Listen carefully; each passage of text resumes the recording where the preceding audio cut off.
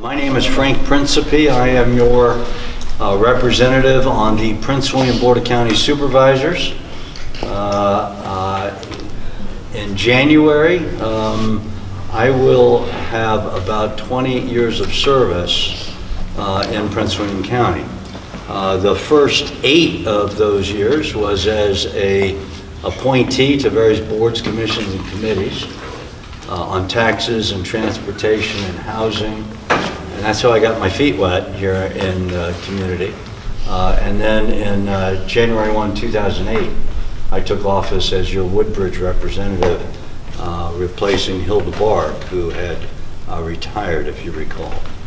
But thank you all for being here tonight with us. I realize that it's cold outside, and we have family and work and other things going on. It's difficult to come out to a town hall. I realize and appreciate that, so thank you all for coming.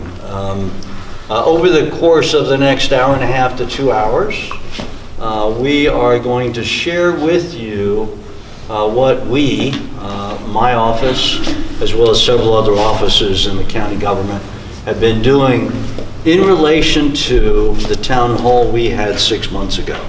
So I think exactly 6 months ago, where we had a town hall of all the Brunsko neighborhoods where we got an earful. And so we're going to share with you how we have responded to each of the concerns that we heard. We're then going to introduce our panelists, and they're going to speak to some of those issues as well. And then for half of the session tonight, we're going to turn the town hall over to you to see whether or not we adequately address the concerns from last time. And if not, what more we can do. And you'll have an opportunity to add to our list of to-dos, more action items, if you think it's appropriate. And I'd be happy to answer any questions regarding anything else going on in the community. And we'll save that towards the end of the program if you want to talk about Route 1 widening or Potomac Heritage Trail or Boardwalk or anything else. But the time tonight is really focused on the issues that you all have concerns about in your neighborhoods, okay? So we've been so busy that I have 7 pages of notes here to share with you. So bear with me. There's a lot to cover. And I'm going to leave some of the details to our panelists. And we'll go from there. First thing I want to share with you is that we heard you loud and clear at the last town hall meeting. Traffic, or I should say speeding, in your neighborhood was the #1 issue. And you asked us to take a look at what we could do with regard to calming the traffic or slowing down the speeding, getting rid of the drag racing, getting rid of the safety hazards for pedestrians, bicyclists, and other motorists. And we heard you. And we've been very busy. And we have a program, an announcement tonight that I think you will be very pleased with regard to East Longview.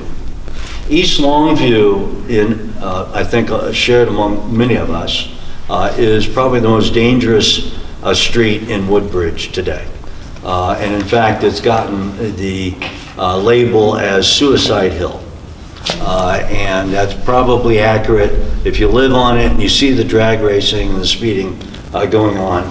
And so we put our heads together, multiple departments and agencies at the local and state level, and came together on a set of actions, a 5-point plan, if you will, to address those concerns.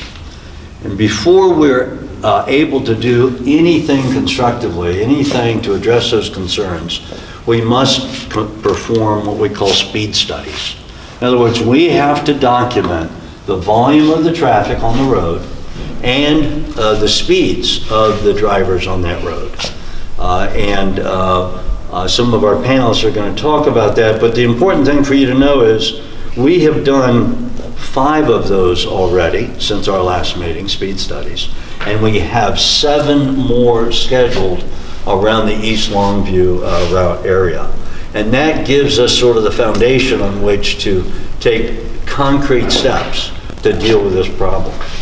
Now, speed studies have been completed on Potomac View, Rosa Drive, Woodside Drive, Walnut Street, and Forest Lane. Anybody live on any of those streets? Yeah, a couple of you, okay. So you may have seen the counters out there, and if not, they occurred. Richard Weinmann, the county's traffic engineer, who's with us tonight, conducted those speed studies, and he's here with us to talk a little bit more about the details about those studies in a minute. If you live on or near Maryland Avenue, Kentucky Avenue, Indiana Avenue, Blackburn Road, Forest Glen, or Pine Tree, you can expect speed studies to occur on those streets as well. You'll see those loggers out on the streets in the next few months, weather permitting. I will be sharing the results of the next 7 with you by mail, by email, by letter to your homes, unless we feel at the end of tonight that we need a third town hall to discuss those. For those of you who have ever driven or walked East Longview, I think you'll realize you'll probably have seen many of the accidents that have occurred there and or the property damage. Since January of 17, so all of 17 and most of 18, we've experienced 108 motor vehicle crashes on East Longview. And those are just the ones that required an accident report. So either there was an injury or a minimum of $1,500 in property damage, which would trigger a police report. So many more accidents have occurred than that because there wasn't an injury or that degree of property damage. There have been 3 pedestrian injuries in recent years there on East Longview. As you know, some of you have been complaining, there's also some drag racing going on that street as well. So after the last town hall, we conducted the speed studies, we looked at the accident record, and we came forward with a 5-point plan to address some of the issues. And again, this is only the first step because we have 7 more studies to go, and I expect there would be other actions taken afterwards. Number 1, we will be increasing the speeding fine by $200 for the entire length of East Longview. Today it runs from, let me see here, it does not cover Route 1 to Randall. There is a $200 speed enforcement zone from Randall to Melbourne at the tail end. So we are going to lengthen that $200 zone from Route 1 to Randall, okay? So it's going to be a very expensive mistake for somebody to be caught by the police speeding in this area. It's very, very costly. Number 2, we will be installing a new pole-mounted speed display on East Longview. That is to say, you've seen them in other parts of the county. This will be the first one in Woodbridge, where you're approaching the sign and it reflects back to you the speed that you're going. So we're hoping that that will help change behavior if the drivers will begin to see the fact that they are, in fact, speeding. Do those things have a memory in them to save how many speeders there are? Do they have a... Yes, you can. They do have recorders in them. We don't actually use that data because we have no reason to record it. You know, we can't use it for enforcement. We know there's speeding on there, and we do follow-up studies at the same locations as we do the initial studies. So as a county, we just decided not to spend the additional money to buy the software and the licensing and that kind of thing at this point. Maybe moving forward, that might change. You can't link the data in it to a license plate or a no, there's no link to any enforcement or anything like that. So it would just be more data, and we don't have a particular need for that data or use for that data, so we decided not to waste county resources. And we can revisit that. We can in the revisit future. that as we move forward, yeah. As we move forward. We're currently in the process of obtaining the right-of-way for the transformer that powers that unit. And so once we get the right-of-way, we'll be installing a transformer that'll power the device, and then we'll install the device. We will be requesting a second pole-mounted speed display on East Longview, assuming one or more of the next set of speed studies warrants it. So you may be seeing two on East Longview, I'd say between now and the first quarter of 2019. We're also working with the school system to identify locations for 2 new speed tables that will slow drivers down near bus stops on East Longview. So you're not getting 1, but 2 at the present time. VDOT, the State Department of Transportation, has also agreed to install 3 bus stop ahead signs on East Longview. 4, we're working with VDOT to conduct a streetlight assessment on East Longview. Today we have 23 lights on East Longview, and as you know, at night it's not very powerful, those light bulbs. So what we're looking at is converting all of those lights to LED lighting that will really begin to turn up the lighting in the area. And then finally, our friends with the police department, number 5, has agreed to conduct a pretty aggressive speed enforcement on East Longview coming up, and once we get those pole-mounted signs and the $200 speed fines in place. So we'll set that aside, the speeding issues. Number 2, property code violations. We've heard you loud and clear. Based on the last meeting and the calls and emails we got after the last meeting, we opened 650 new property code violations in the Rumsco neighborhoods.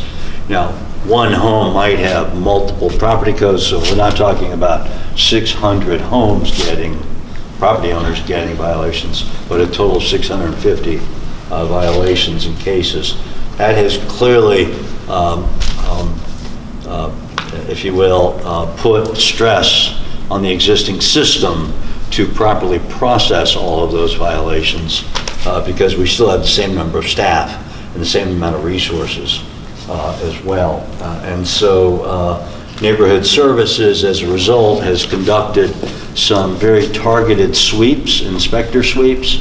It's a targeted inspection force where we're going to go out and educate the homeowner first, but if they don't comply, we're going to see them in court. And so as a result of all of those property code cases, we've conducted a series of inspector sweeps in your neighborhood as well. In September, I hosted Dumpster Day, my favorite day of the year. It's when we bring the landfill to Woodbridge. We do twice a year. September was the last one. We brought the landfill to Ripon Middle School. Hopefully all of you took advantage of that and brought your stuff to dispose of to middle school. As a result, that one day we collected 6 tons of junk from Woodbridge residents. And as a result, it really helps the people who get these violations to self-abate. That is to say, not to end up having to go to court or ignoring it for a while until something else happens. As a result, we're seeing a self-abatement rate in the area of about a little over 80%. So that's good, right? I mean, we want to make sure they know, homeowners know they're violating our property code ordinances. But we also want to give them an opportunity to self-abate and deal with it. The worst property code violators end up on my list. If you remember David Letterman, he had his top 10 list. Well, Frank Principi has his top 10 most blighted list. I've had it since January of 2008. And the properties on the list come and go because they're abated. We take them off, but we're always we're always focused on the top 10. These are residential and commercial. And I'm happy to say that in the last year, we have taken 8 of the 10 most blighted properties off of the list. We've replaced them with others, because it's, it's always a continuous thing. And that, again, is both residential and commercial. And I'll give you an example. Anything on my top 10 list automatically gets tender loving care. So we've stopped writing inspections, and we're going to take it to court. And if it's a police or fire matter, the marshal's going to show up at your door. And so we escalate our response to it.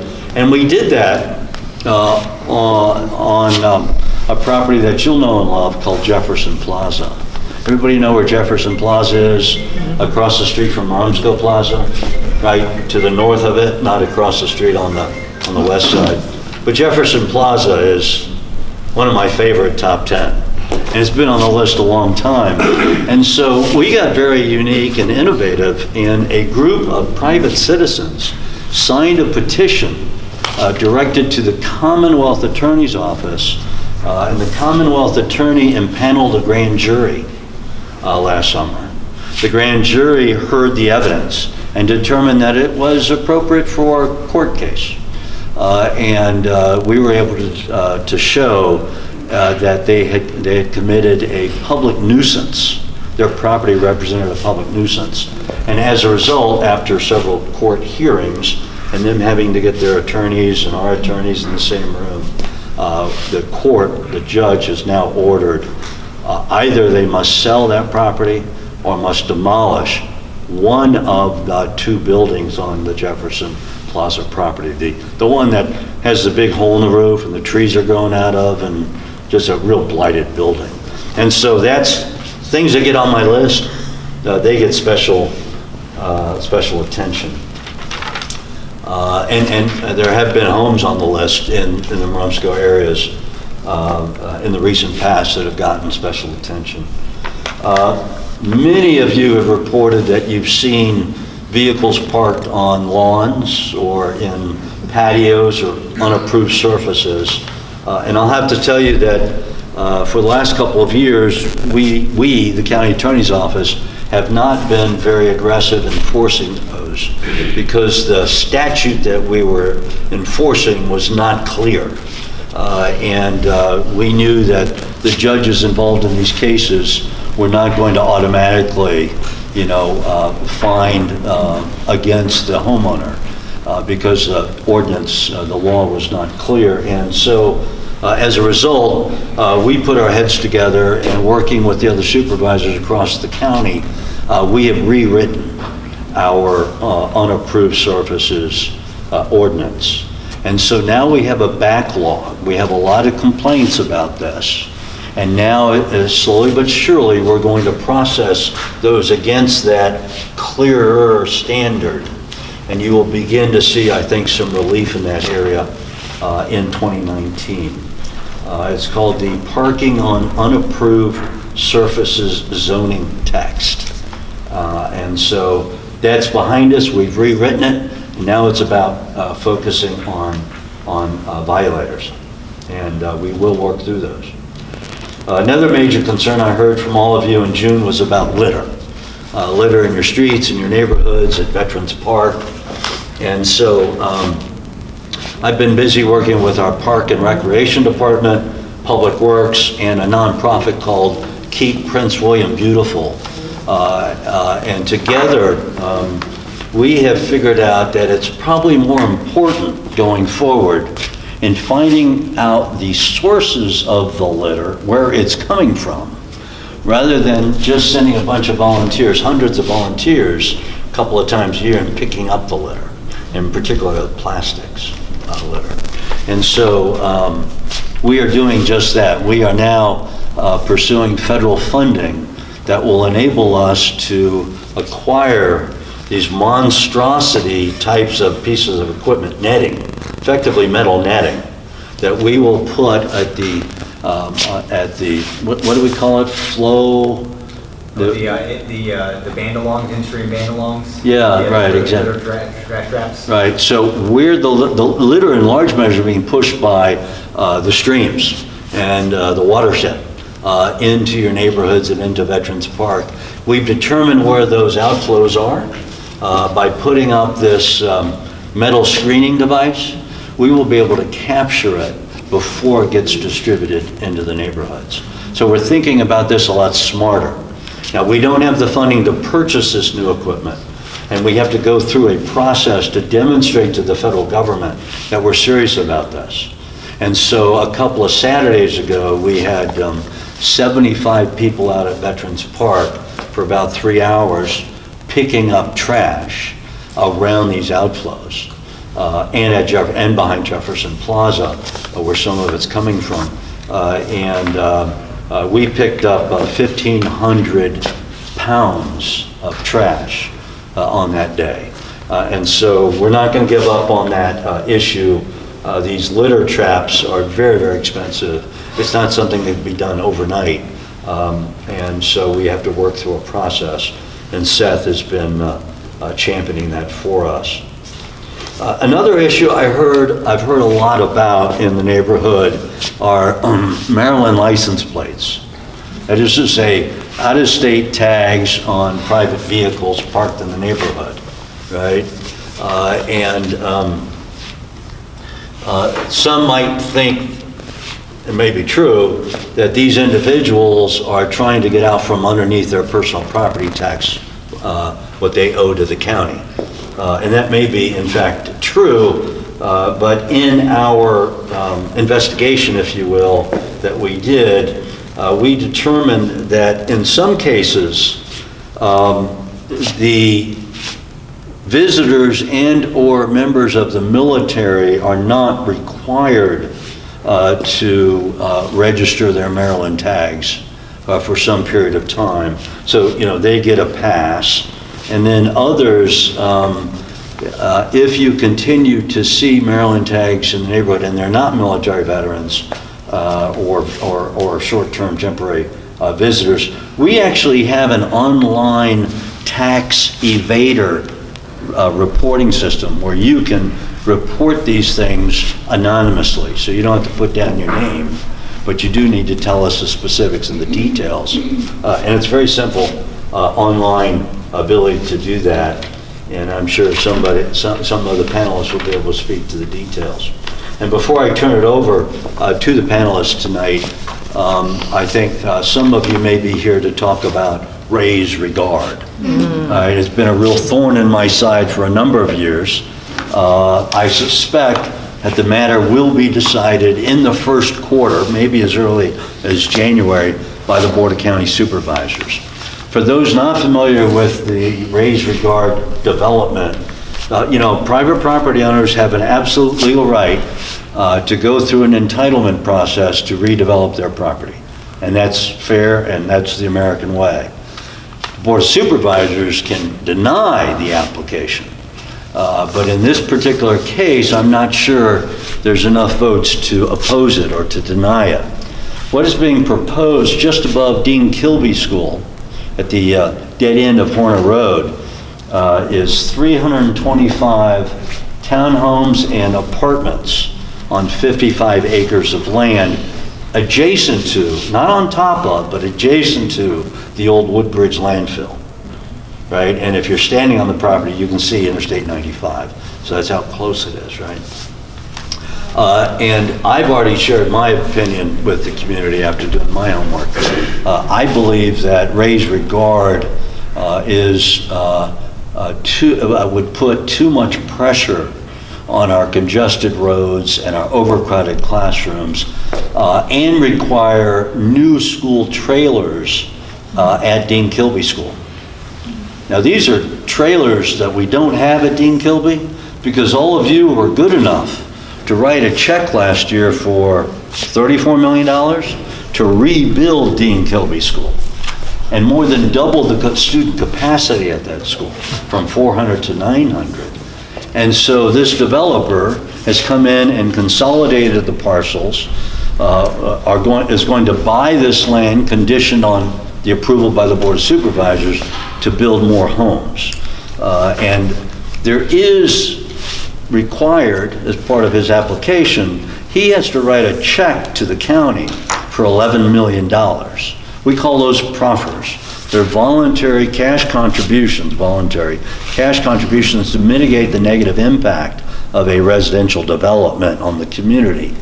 But in my investigation and in my review of the matter, the $11 million will not be enough money to build another school or to widen more roads or to ensure that the other negative impacts like 911 response times are going to be at the same or better level after the development. And so we don't have anybody here from the planning department that sort of shepherds those applications through the process. Be happy to listen to your comments about that tonight. I understand that that particular application is scheduled to go before the Planning Commission. That's the last stop before it gets to the Board of Supervisors. The Planning Commission meeting is December 19th. Right, December 19th. And it's probably 7 o'clock at night. Right. And I'm going to tell you, if you're concerned about crowded roads or overcrowded schools or 911 response times, it's not good enough for you to tell me about it. You have to get involved in the process. At a minimum, you've got to send an email or a letter to the Board of County Supervisors. But more importantly, to make your voices heard, you've got to go to these public hearings. Either the Planning Commission, December 19th, or the Board of Supervisors in the first quarter of 2019. And I'll be able to get that date out once it's scheduled. And so if you're concerned about the impacts, then I would strongly suggest you all get more involved. Since this has been before the planning commission twice, and Yeah. the same people voted the same way, are they listening to what we say? Because I spoke at both of them. Well, Last time there was 12 people that spoke, 1 was pro and 11 were against. First off, we have a new planning commissioner Yeah, for Woodbridge. yeah, he wasn't there last time. So he's retired. He had some family issues. He retired, and the board has appointed a new person for the planning commission. And she lives in Dawson Landing. She's a private citizen just like all of you. And she will be the planning commissioner for the Raise Regard application. Okay, new, but I've given her an earful. And number 2, you have to understand under current law, the Planning Commission and the Board of Supervisors has certain legal requirements in how we evaluate these applications. And the Planning Commission's hands are more tied than the Board of Supervisors. And so they have a set of criteria that they have to evaluate all of these applications. So it's not that they're not listening, it's that they're having to act under the constraints of state law. Well, wouldn't all of them have to vote the same way then? Not necessarily, not necessarily. And so I'm given more latitude to vote against something, Yeah. even though the proffer package that they're giving to us is $11 million. It's That's a lot of blinding money. is what it is. Huh? It's blinding. Yeah. They see the money and don't look at the impact on Yeah. the community. Well, I do. Good. But I'm 1 vote Yeah. out of an 8-member Board of Supervisors. And if you do the math, 4-4 is a tie. That's all we need is to tie it up, not approve it. 5 would be overwhelming success in opposition to the application. But again, we're not going to get to 4 or 5 unless you all show up in the process. But let's get to our panelists. But don't you have most of the population right here in Woodbridge as a supervisor? No. By law, by federal law, we have the census every 10 years. So we are, every 10 years, are redrawing the boundary lines for the Woodbridge district and the Neabsco district and the Potomac district. We are supposed to have an equal amount of population per district. We're at about 70,000 right now for every district. So it's not like we've got 200,000 people in my district and 250 in somebody else's. So we are constantly drawn by, because, I mean, you know, equal representation under the law, blah, blah, blah, right? So you get 1 supervisor, and it has to be equal. So we'll get more into that conversation later in the evening.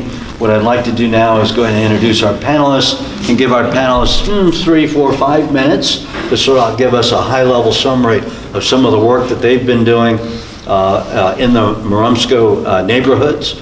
And I'll start out first with Lieutenant Gary Spina. Lieutenant Gary Spina has 20 years with Prince William County law enforcement. He's been a traffic unit supervisor, so that's the key person for speeding. Right? He's also been an instructor, and he's also been a member of our SWAT team. So welcome, Lieutenant Spina. Sitting to his left is Captain Tyler Cirillo. Captain Cirillo is a firefighter and paramedic with our Fire and Rescue Department. And he's been with us since 2004, and he was promoted to captain in 2012. To his left is Richard Weinmann, the only one that has a funny accent on the panel tonight. You'll see when he opens his mouth, but we enjoy his accent. Richard is an engineer, a traffic engineer with the Prince William Department of Transportation, and is responsible for, among other things, traffic calming, key guy, very key guy, traffic calming, sidewalks and some road projects around the county. And then to his left is the Director of Parks and Recreation and Tourism. You know, the longer he stays here, the longer his department name becomes. I'm not sure how that works. But Seth Hendler-Voss oversees the 4,000 acres of parkland in Prince William County. So if you've got a park in your community that needs attention, he's the guy. And to his left is Cathy Holtzlander. Excuse me. Cathy is neighborhood coordinator in Neighborhood Services Division of Public Works. So if you see a new animal shelter, a new police station or fire station coming up out of the ground, a government facility, that's the Public Works Department that's building that with us, and Cathy's a member of that, and in particular with responsibilities over enforcement, over, somebody was mentioning overcrowded housing. That's our expert on that. Maintenance and community cleanups as well. So with that, if each can take 3, 4, 5 minutes and sort of talk to us about what's going on with regard to your department, your division, in any of the Marumsco neighborhood stuff that I've also spoken about. Go ahead. Thank you, Mr. Principal. Good evening. Good evening. Just a little bit real quick. This is my 24th year with the county police. I spent 14 years in the traffic unit as traffic unit supervisor. My current assignment is a midnight watch commander, and I work the Route 1 corridor from Fairfax to Stafford. I'm with you tonight on behalf of Captain Chris Feather, who couldn't be here. I brought with me some stats and some documents to hopefully answer some of your questions. If I don't have the answers, and we can talk offline, I can get your contact information. I can give you out a few cards that I brought with me. We can hopefully get those questions answered.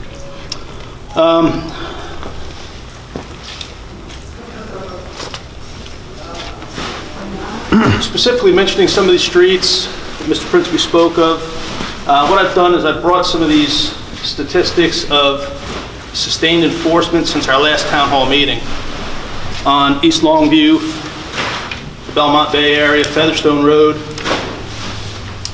and Maryland Avenue.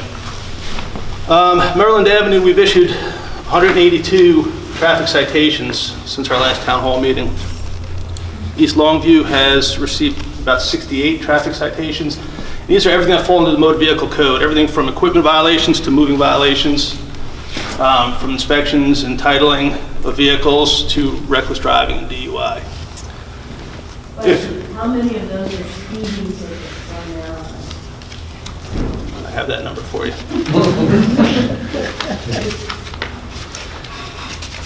Just curious.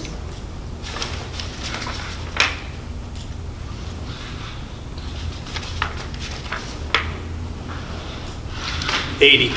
80, and you said 141?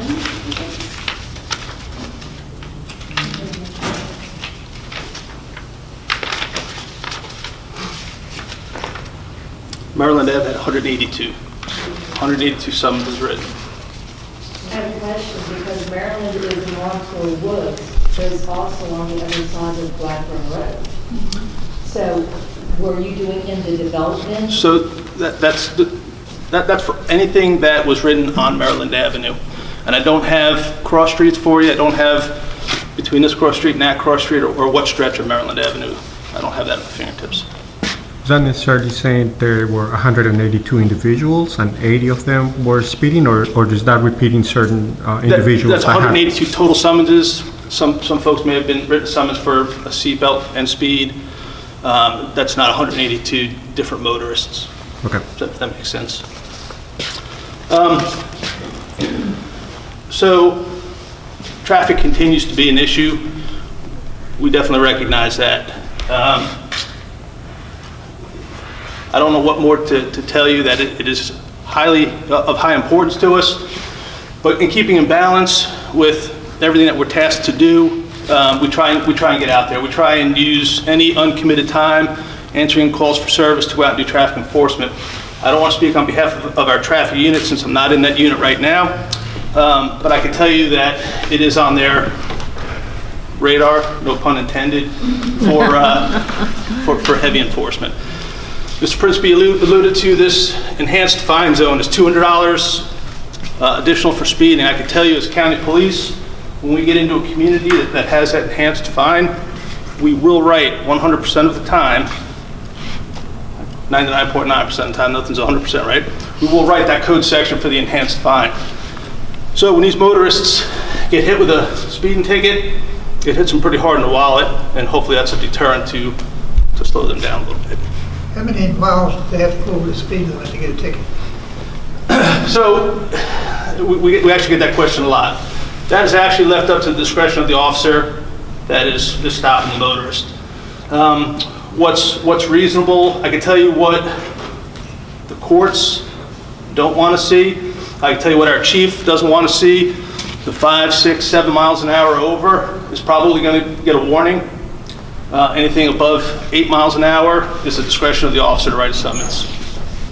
I have a question for you. Basically, we're in Stone Road. With the cars that used to go through there instead, no places there, so now they're taking Woodside and Weinmann, cutting through. And they're flying through our streets. Is there any way that we can have speed bumps for them? Because that would sure slow them up. Or can we put them in our own speed bump? That's the awesome. I'm going to slide that question over if... I'll come back to your question if we can table that for a moment, sir. And I want to absolutely look.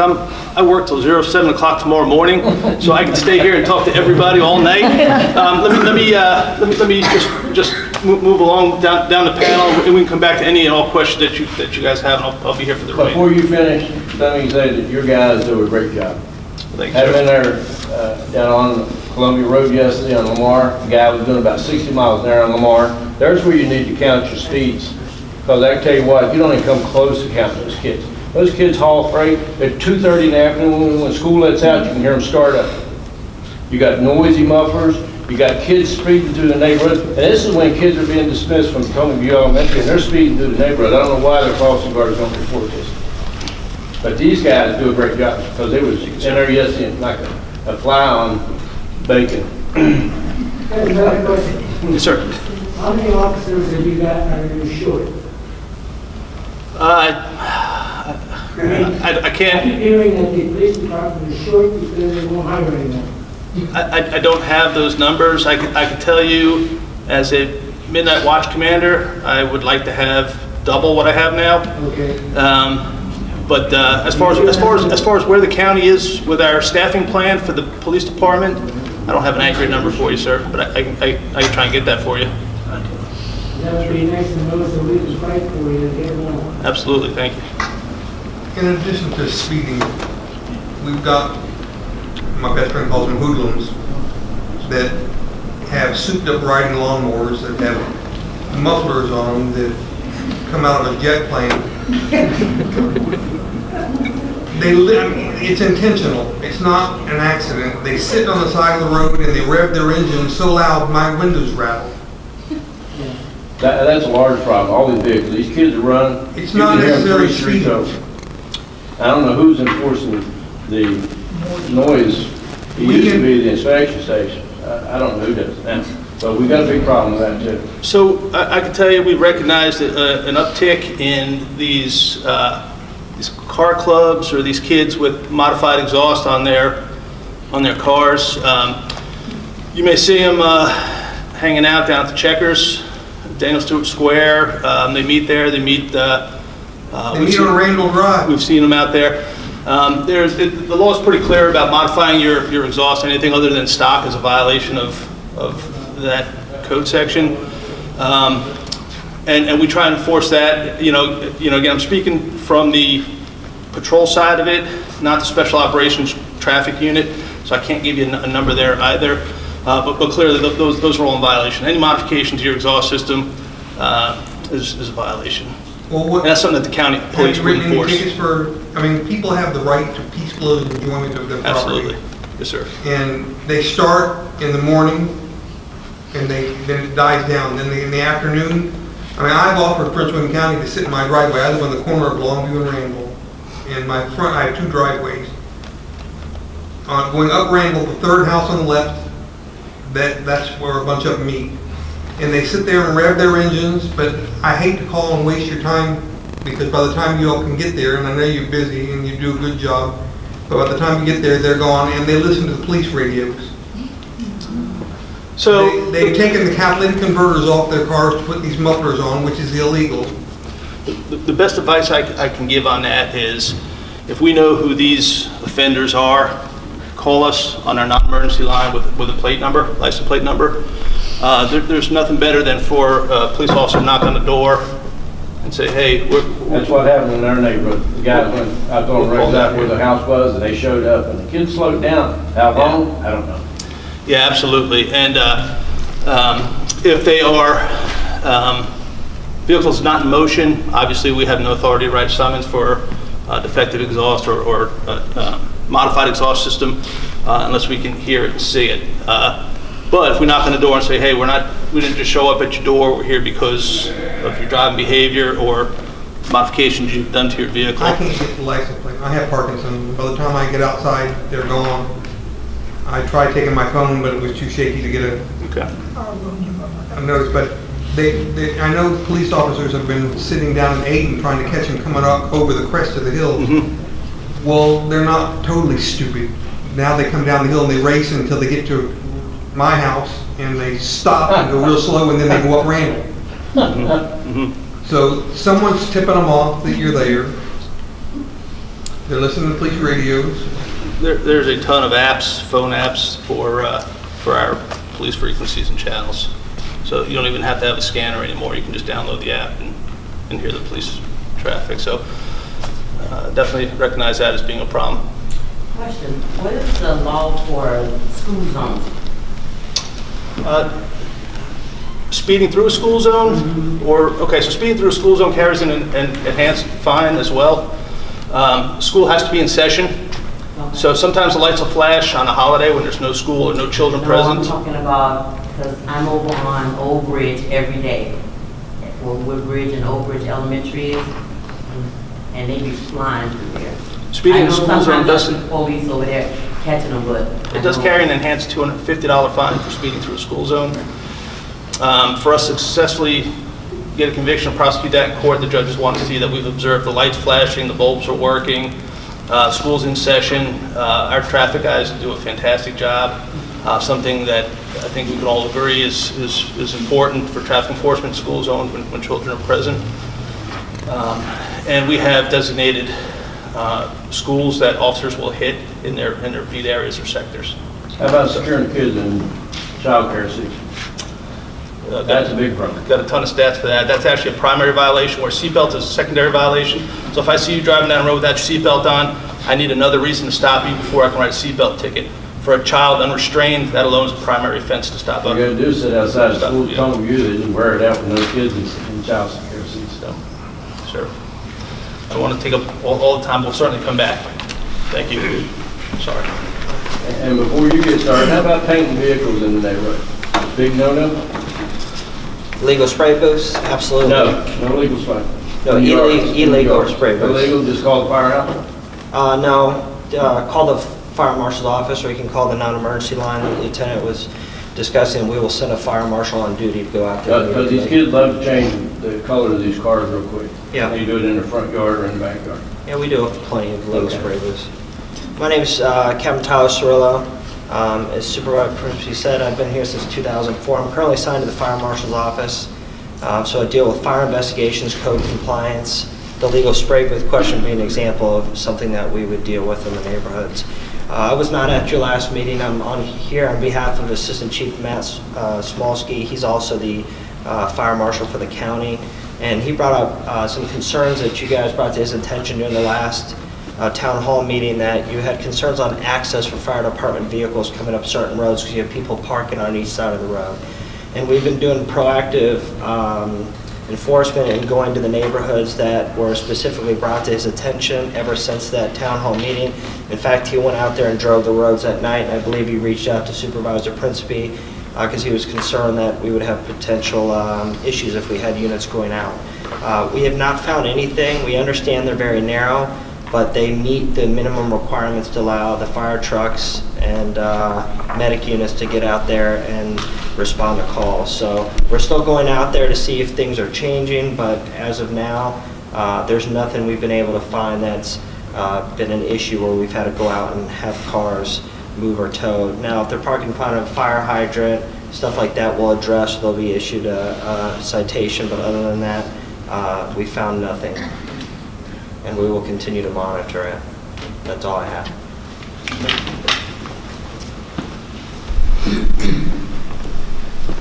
Good evening, everyone. My name is Richard Weinmann. I'm with Prince William County Department of Transportation, and I'm responsible for the Prince William County Residential Traffic Calming Program, among a couple of other things within the County Department of Transportation. A lot of familiar faces. I'm glad you all came out here tonight. So we've been doing a lot of work. Woodbridge District is probably our big hitter for requests and issues. Both from parking, speeding, commercial vehicles, line of sight issues, all those kind of things. Several of the streets that have been mentioned, Forest and those streets, Walnut, have all been studied. I can give you those results in a little when we get to the Q&A section. But basically, to qualify for traffic calming, we need to meet certain state requirements because they are state-maintained roads. Essentially, these are, we need to have an average speed of at least 30 miles per hour, which is 5 miles above the posted speed limit for that road. And then once we have that documented, we can start looking at developing a traffic calming program if we have community support. Typically, our go-to traffic calming devices are speed tables. And for example, in the case of East Longview, we have over 4,000 vehicles per day, so we can't actually put speed tables on that because it's considered too much of a inhibitor on the free flow of the traffic through there. So we need between 600 and 4,000 vehicles a day to qualify that, and that's when we start looking at alternatives. For example, the pole-mounted speed display board that Supervisor Principi was talking about, and things like the additional $200 fines for speeding to help make those tickets sting a little bit more. I know there's lots of specific questions on specific roads that you mentioned. I know every road that has been mentioned so far, so I'll answer those on a one-on-one quick Q&A basis just now. So, Seth. Let me ask a question. Certainly. We increased the size of Route 1, right? We're supposed to take the traffic off. So why do we have all that traffic on East Longview? Never seen that amount of traffic. I've lived there for 44 years. Why? Does anybody have an explanation? I can tell you. When you work on Route 1, you could turn onto the side roads. Yeah, but Route 1's wide open. You go out there, there's nobody on Route 1 other than kids drag racing.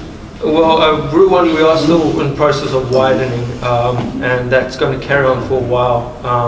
So Unfortunately, one of the problems we're finding all over the county, in fact all over the country and also overseas, is apps like Waze and Google Maps and all those kind of things. As soon as there's an accident on Route 1, they then show you a shortcut. And unfortunately, these little shortcuts that have been neighborhood secrets for a long time, as soon as people people... in Arlington, we understand that. We know the side roads and we were working. But the problem is, where do these vehicles go to? Honestly, sir... And Route 1's wide open, other than the kids drag racing, sorry. and that's where, these things like the additional enforcement and stuff, and volumes, unfortunately, as development goes on, will continue to increase. So if you have thoughts on that, as Supervisor Principi said, it's important that you speak to the planning boards and commissions. Maybe they should come down and live with us. But the next thing I would do is that traffic counter thing you're talking about and putting in there about speed limit, do the trial on East Longview and see what happens. I'll guarantee you'll burn it up. Because these people fly down through there until they see a squad car. Well, so we are well aware of the speeding problem on East Longview, and the issue we've had with that for a while has been we can't do physical devices because it's just too many. I'll go back 30 years and I told Ms. Principi about it. I came down through there one day and there's a little kid underneath the car with his legs sticking out. Well, the car killed him. He laid there until they got it all straightened out. And that's going to happen again, I can tell you that. I mean, they're ending up in people's yards. And the Saturday night's famous for that because they get out of that club up there, instead of going down Route 1 where the boys in blue be looking for them, they come down East Longview. They end up hitting trucks and knock them up in people's yards. Somebody's got to do something, Certainly, sir, and we're trying to come up with solutions. That's one of the reasons why we are looking at East Longview specifically. But unfortunately, we can only do so much. It's only getting worse. It's not getting any better. Nothing got better. It's gotten worse. Certainly, sir. All right, so I'll take more questions in a moment. Seth.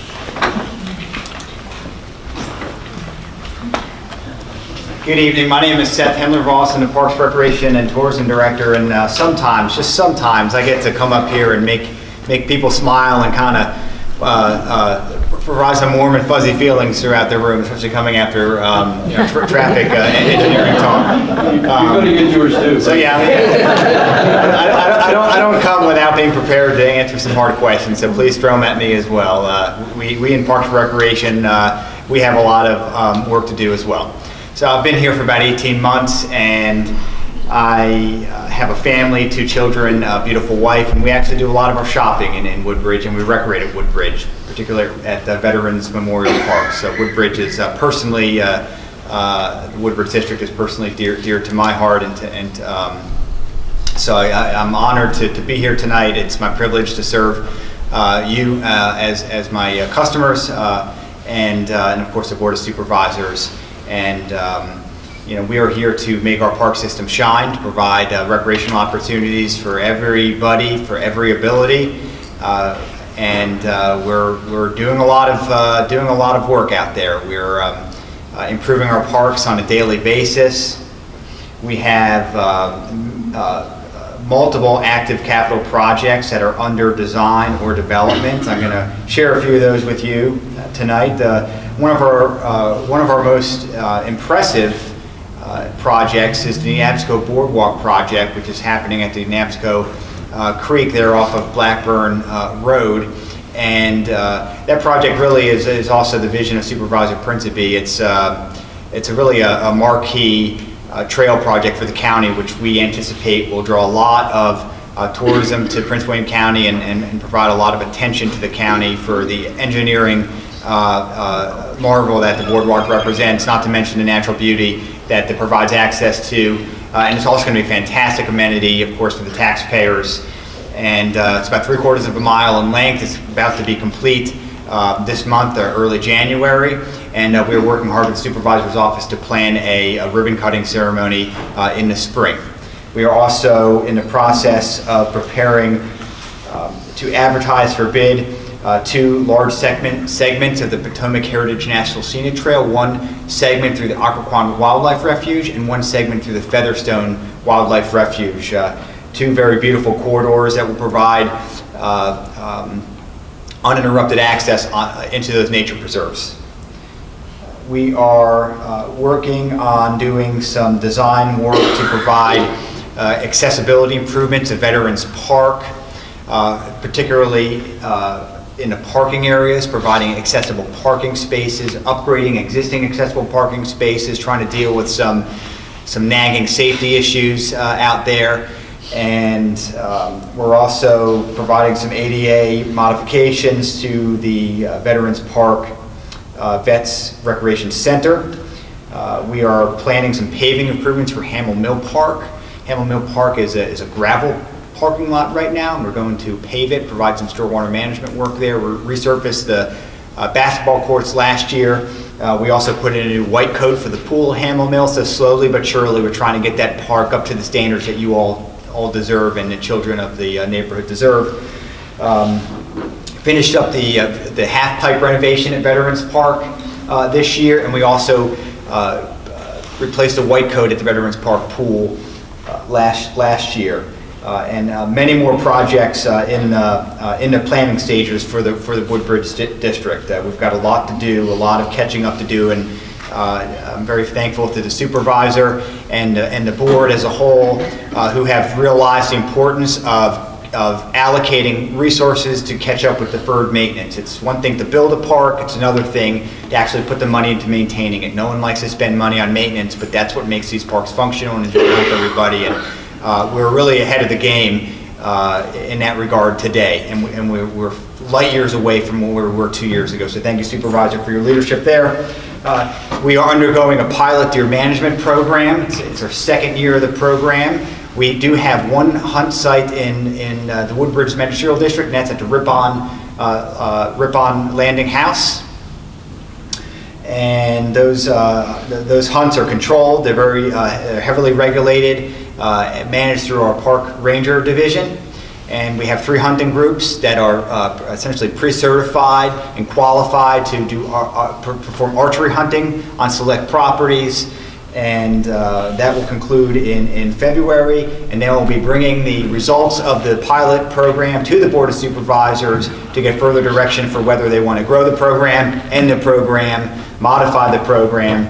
But this program's been very well received by the community because deer, as you all know or may have personally experienced, are very troublesome for drivers, especially in Prince William County. We have a very high rate of deer collisions. So not only does it help thin out the population for the health of the ecosystem, but it also saves lives.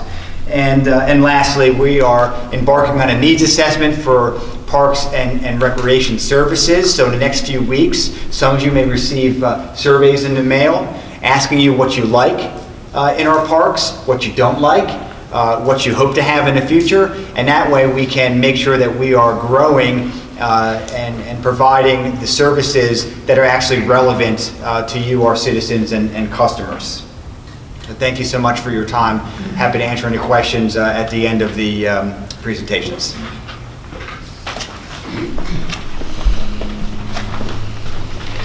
You got your target on? Good evening, ladies and gentlemen. I'm Cathy Holtzlander. I'm your neighborhood coordinator. I work for the Division of Neighborhood Services, which falls under Public Works. I wanted to update you on the collaborative effort, the awesome effort that happened on Saturday, November 17th with that cleanup. That effort started with Supervisor Principi, Seth with Parks and Recs, many community partners, Prince William Beautiful, Prince William Soil Water Conservation District, Supervisor Principi and his great staff, working collaboratively together. That update in tonnage or weight was 5,820 pounds of junk. That was metal and 39 tires. So kudos to you and your support. We're so grateful. It was a very chilly morning to go out there. My crew was out there in support of that effort. My field supervisor working with you, people going into the muck, pulling that junk out. So our goal is educational awareness.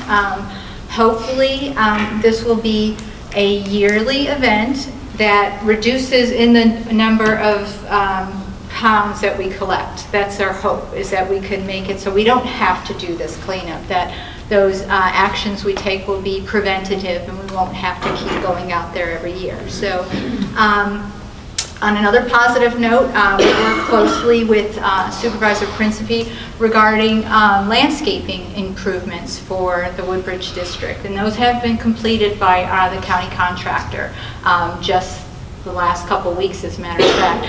There has been some rain delays, as the wettest year almost in history for Virginia. So you'll notice that coming in the spring. So I hope when you're out and about, you notice, you let Supervisor Principi know. Let us know if you see that, like, somebody is driven off the road and, taking out, some plantings, because we need to be aware of that. People aren't the best drivers, just saying. I can't tell you how many calls we get for trees that get knocked down on Dale Boulevard or 234. So as part of neighborhood coordination, we oversee the landscaping and mowing contracts for the county as well. So we're the folks you call, or I'm the one you call, and we can get our contractor out there to do replacements. So that's an amazing job. The supervisor had a plan. We worked with him very closely as well with our contractor to come up with the look for the new Woodbridge. So you'll see some leveled planting, so it'll be like tiered, different colors, lots of pops of color in the spring. So really look forward to your feedback on that. So also with neighborhood coordination, every year the neighborhood services, I don't know if anybody here has ever attended, we host a neighborhood conference.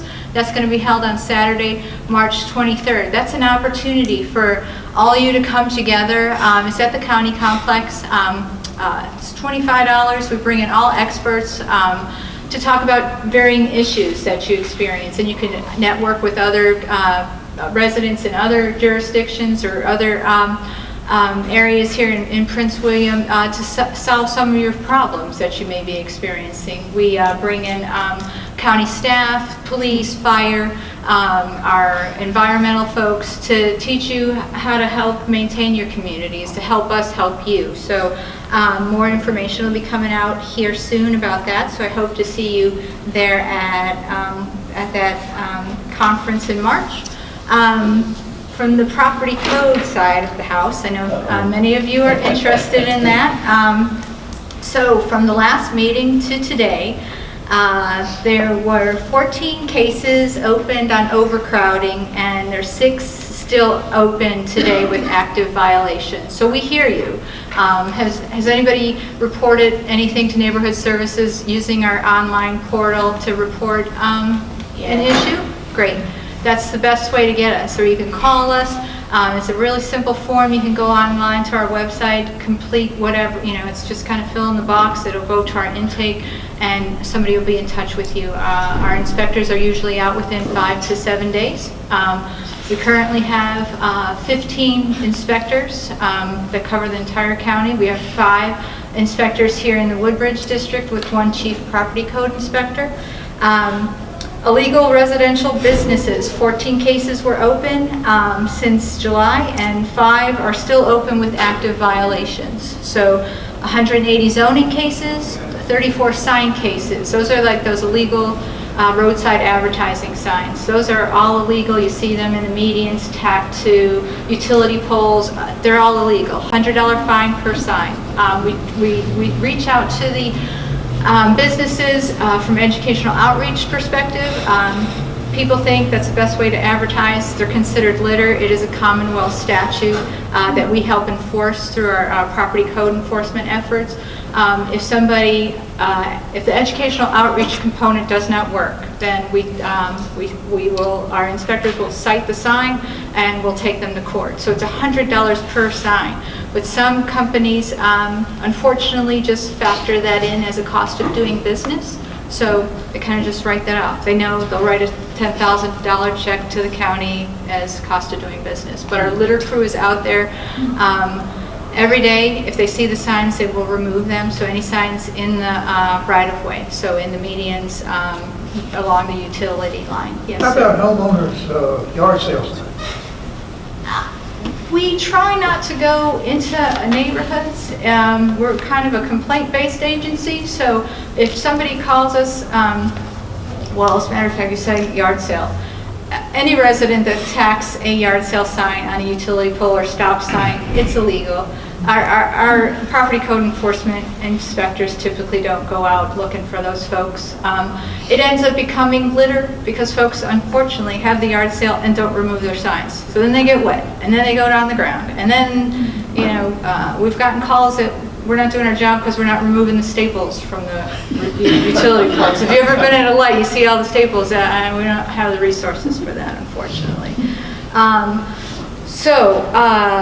58 property maintenance cases as well. That could be anything from the fences falling down on the property to some other gutter holes in the roof, that kind of thing. And 32 post-damage cases, unsafe, unfit cases. That means maybe there was a fire at a structure. We respond with a case following that incident until that property becomes whole again. So, one more thing. And that's it.